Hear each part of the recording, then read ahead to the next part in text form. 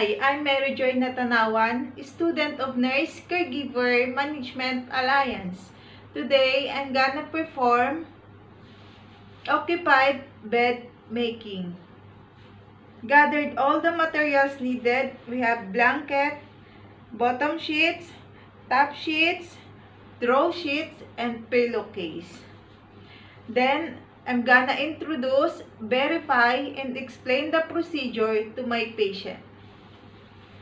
Good morning, ma'am. I'm Mary Joy. I am here to do your bed. I need to change it to the new Renance. Is that fine with you? Okay. Can I have your name, please? Okay. May I know your birthday? July 10. Okay. Then next. Then provide privacy. Close the curtain. And hand hygiene. Wash hands. Then I already washed my hand. I'm gonna put my glove.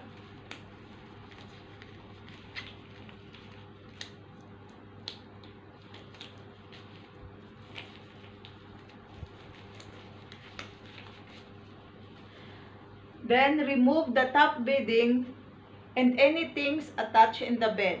Loosen the top linen.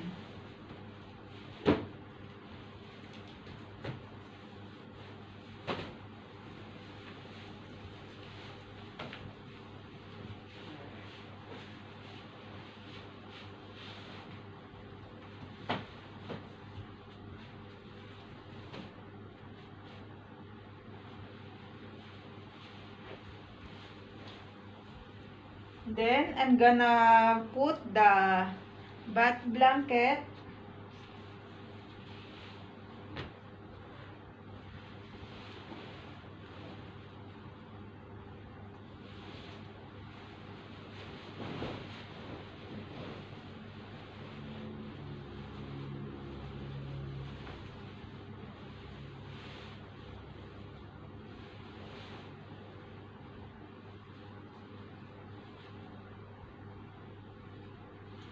This blanket is for the patient privacy. Then I will ask my patient to hold the blanket. But if our patient is unconscious, just put the blanket under her shoulder.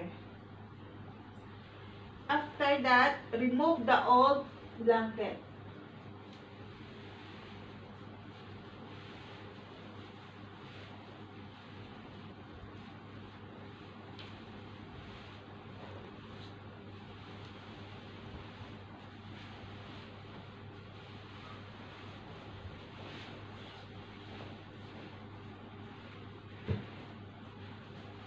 And now I'm gonna change the bottom sheets and draw sheets.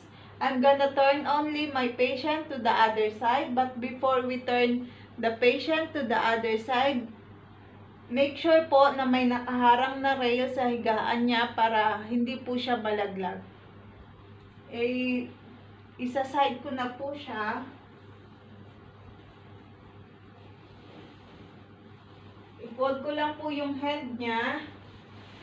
And also yung feet po. I-fold ko lang po yung feet niya. Tapakan na. I will count 1, 2, 3, ma'am. Can you cooperate with me? Okay. 1, 2, 3. Okay. Then, remove the bottom sheet and draw sheet by rolling this, going to the patient and the middle.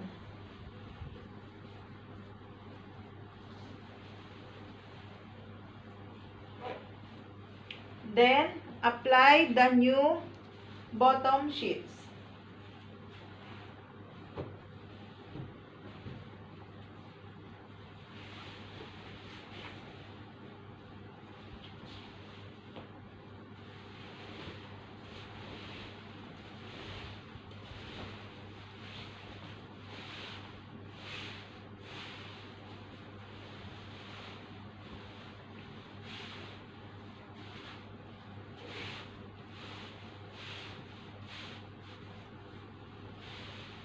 Then, ifo-fold ko lang po siya sa gilid ng pa-triangle.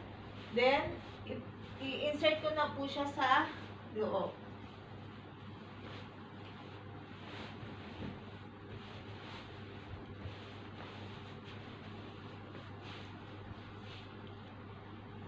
Then, ilalagay muna po natin ang draw sheets.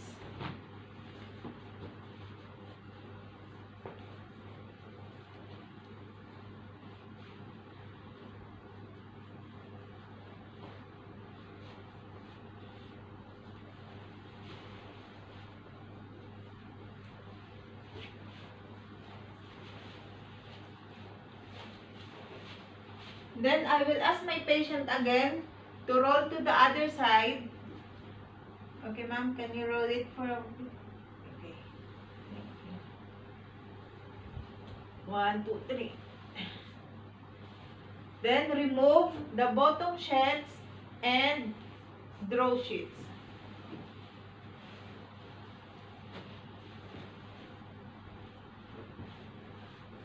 Then, pull the bottom sheets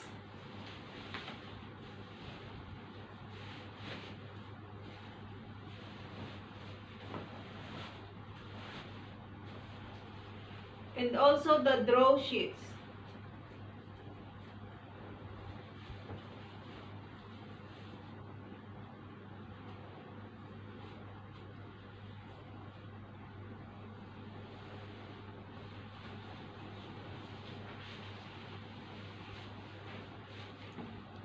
Then put the blanket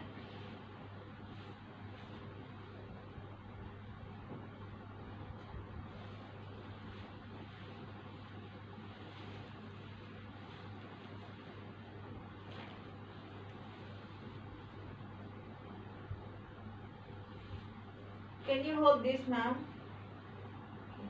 Then remove the old blanket.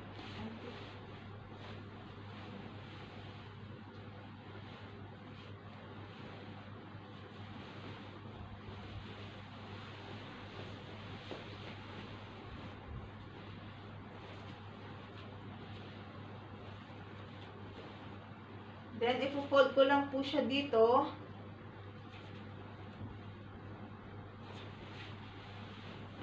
Then, hayaan na po natin siya nakagano.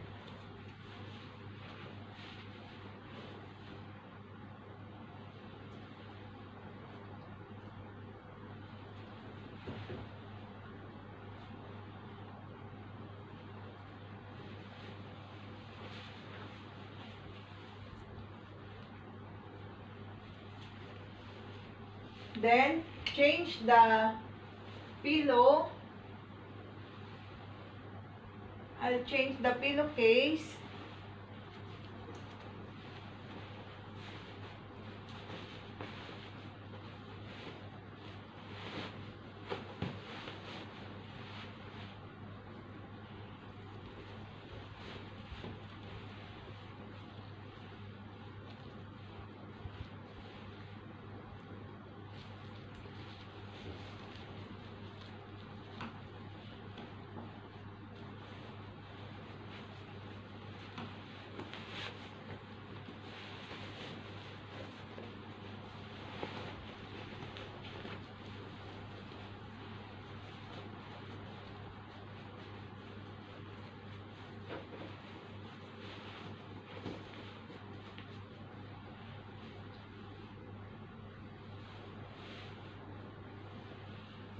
Then, remove the gloves.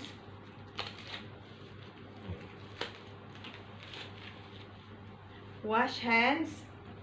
And document the patient chart for changing bed sheets. And that's all. Thank you. Hi, I'm Lorcily Pangilinan from NCMA Batch 8 trainees. I am here to show it to you the bed making. First, I will show it how to disinfect the bed. Things that I will need to clean the bed: to disinfect the basin and the towel, with the disinfectant solution. Hand glove, the hand glove, and mask.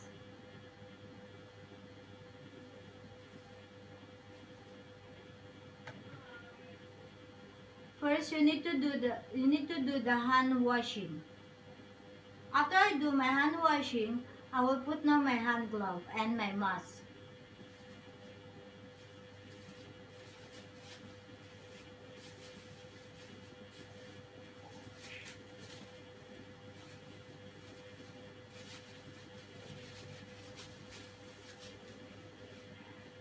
The reasons why we need to put the mask, because it's not good in our body system to the smell of disinfectant solution.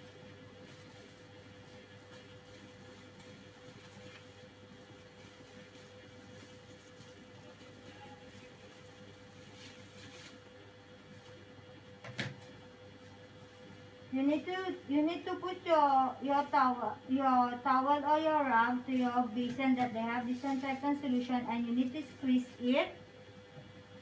You need to clean from here out the outside, the inside of the bed, from down, and also need also to clean here in the bed frame of the bed. You are doing that one to the both side. Assuming that I also do now the other side. Now I'm going now to put it down the bed.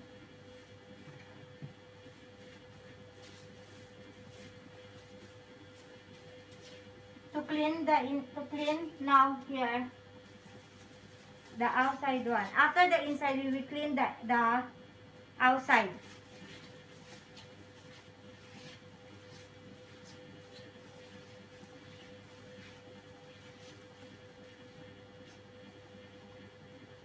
You will do it this one in twice time.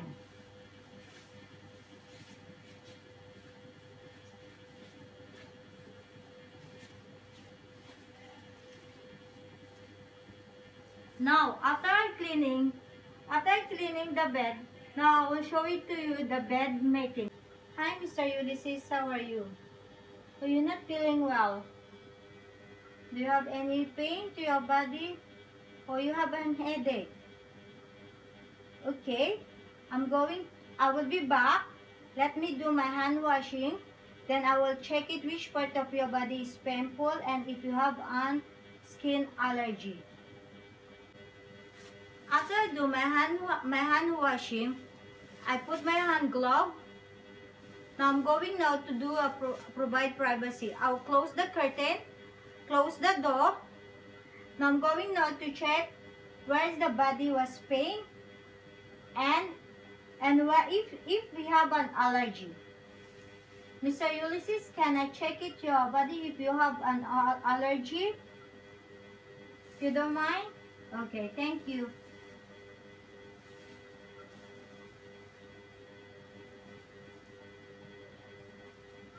Which area you have your pain? You feel headache. Okay, and anywhere more that you receive your pain, or only you feel headache? Okay, I will write it down to make it a documentary as the following, so it will be a record where you receive where you have a pain, and I will inform also the doctor who is in charge. Now I'm going now to do to change your bed cover. The things that I will need it: a basket or a hamper or any big plastics to put the soil material or the dirty material that we will use.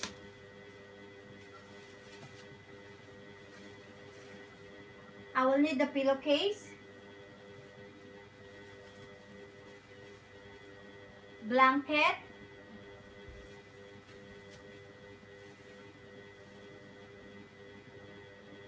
the inner cover, the rubber pad is not compulsory. It depends to your patient situation or depends to your patient case. Bed sheet and the upper cover. Mr. Ulysses, I'm going to bring it up your bed so I can easy to change your bed cover.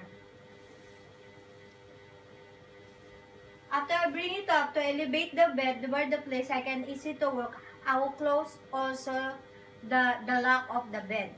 After that, I need to bring it up the railways to the other side, so if I turn it my patient, she will not fall down. First, I need to remove his pillow.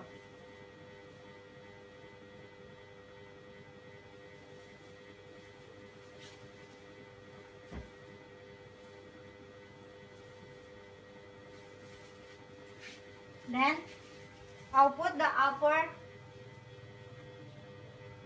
upper blanket and remove the old blanket.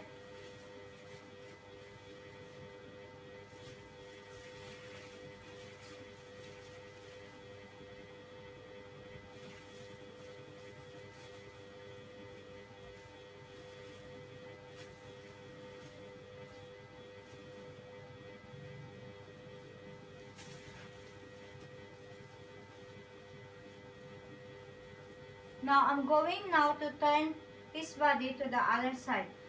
Mr. Ulysses, can you help me to turn your back to the other side? Okay, count of 3. 1, 2, 3.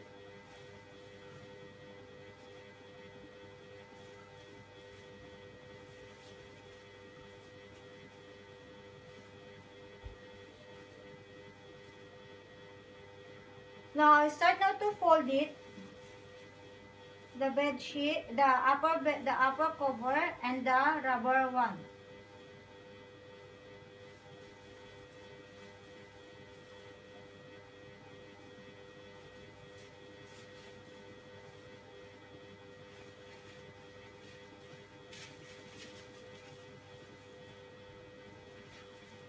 You need to inform your patient that the back one, they have the rolling one.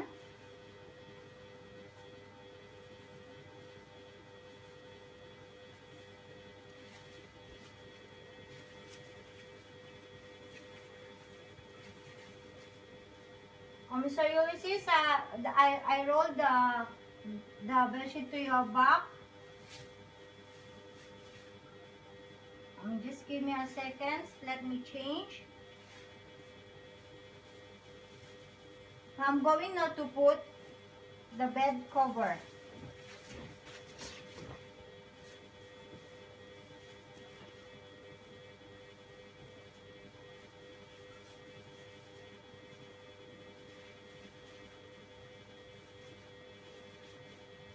Be sure your bed cover was fitted.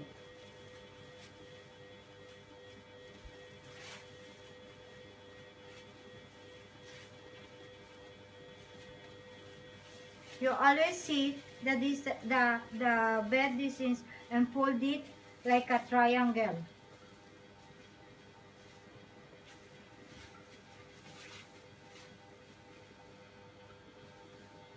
Now, I'm going to put now the upper cover. You always see the positions of your cover.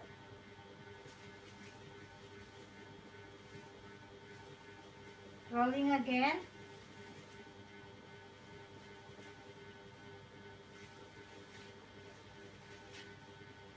You put under.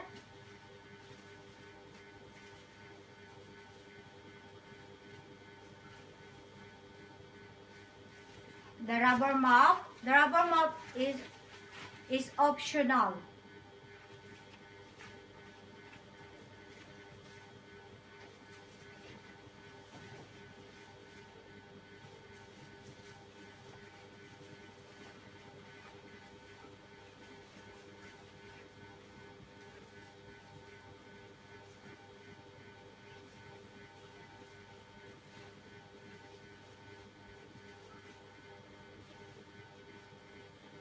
Now after I put all on this right side, I'm going now to ask him to turn it and to do to the left side.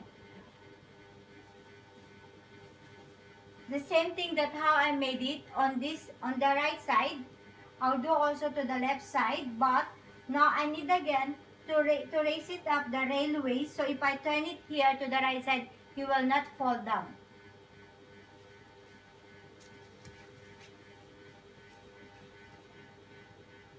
And I will explain again to him what he needed to do, so he will know what he's doing. Mr. Ulysses, now we need to turn again to the other side to arrange your bed. Can I turn you now? Okay, thank you. Now is Mr. Ulysses is ready now to turn to the other side.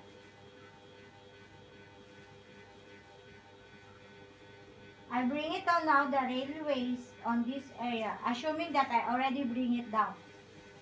Okay, 1, your leg, 2, 3.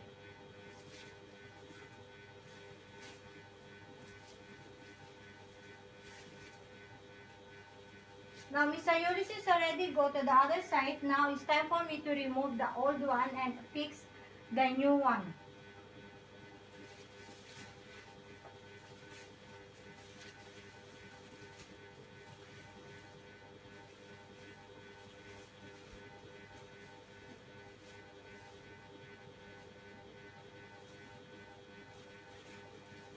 If your basket or hamper is far away to your place, you can put the dirty bed sheet and to the other side, to the end side of the bed. Or else, if the hamper is near or the basket, just put it down there. Now we are going now to arrange the same thing how I made. I just bring it up. The one I made it to roll.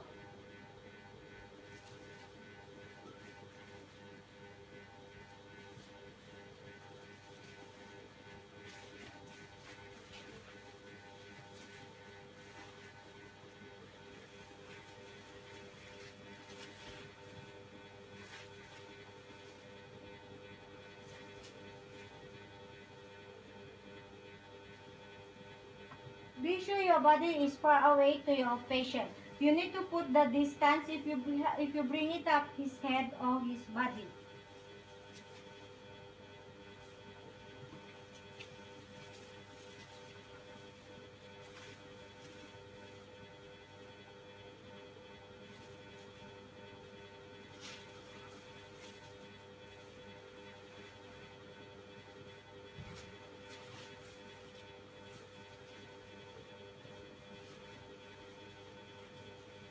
Then you put it inside. Be sure your bed is tight.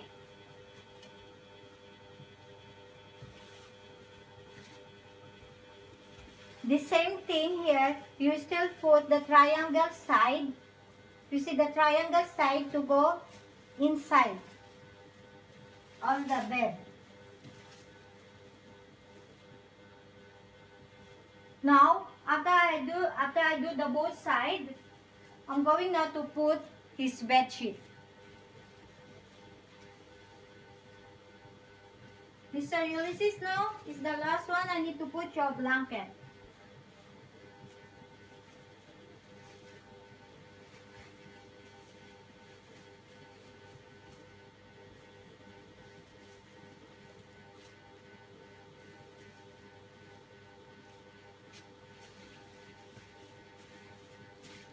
If you put the blanket, be sure your patient leg is still can move and have freely way to move. It cannot be too much tight to his leg.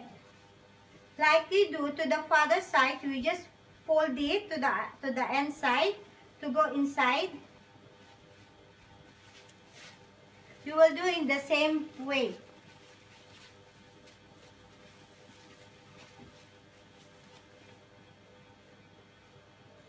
Now we are going now to change the pillowcase.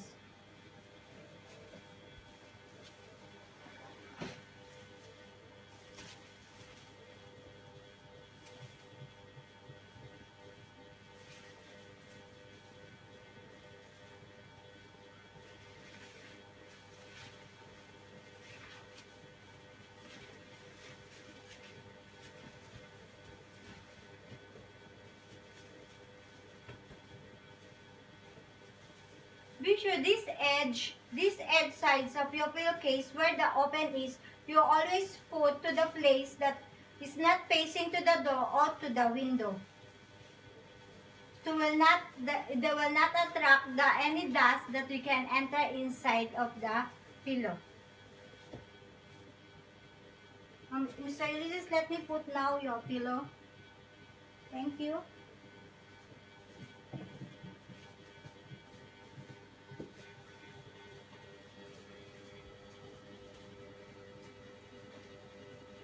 Always be sure that your patient's face is not covered with the blanket. Give them space, that he have space to breathe and to move.